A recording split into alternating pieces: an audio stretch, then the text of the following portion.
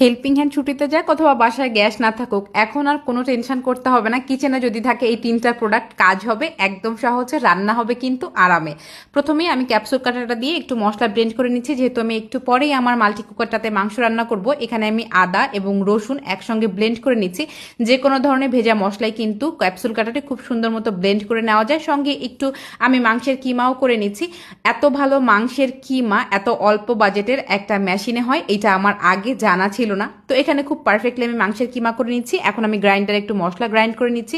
এখানে আমি এলাচ, দারচিনি, শুকনো মরিচ এবং জিরা দিয়ে একটা মাংসের মশলা করে নিচ্ছি। আপনারা যে কোনো ধরনের শুকনো মশলাই কিন্তু গ্রাইন্ডারে করতে পারবেন। একটা কথা সবসময় মনে রাখবেন, গ্রাইন্ডারে কখনোই আপনারা ভেজা কোনো মশলা তৈরি করবেন না। আমার সব মশলা রেডি করা হয়ে গিয়েছে। এখন আমি একটু আমার মাল্টি কুকারটাতে চিকেন রান্না করে নিচ্ছি। এটাতে যে শুধু আপনারা মাংস রান্না করতে পারবেন এমনটা নয়, এটা খুব বেশি বড়ও না আবার ছোটও না। এটাতে আপনারা 250 গ্রাম পরিমাণ চালের ভাত রান্না করতে পারবেন, পোলাও রান্না করতে পারবেন, যে কোনো ধরনের ভাজি অথবা বাচ্চাদের খাবার করতে পারবেন। ট্রাভেল করার জন্য আমি তো বলবো এটা খুবই হেল্পফুল হবে। এবং যারা ব্যাচেলার আছেন অথবা ছোট সংসার, বাসায় গ্যাস থাকে না, হুটহাট করে একটু রান্না করে নিতে পারবেন। পুরো কম্বো সেটটা কিন্তু আপনার ইজি শপিং পেজে পেয়ে যাবেন। এবং কম্বো সেটটা যদি আপনারা একসঙ্গে নেন, একটা স্পুন সেট কিন্তু বাসের একদম ফ্রি পেয়ে যাচ্ছেন। এখানে আমি তিনটা প্রোডাক্টই আপনাদেরকে আরও একটু ডিটেলসে দেখিয়ে দিচ্ছি আপনাদের অর্ডার করার সুবিধার্থে।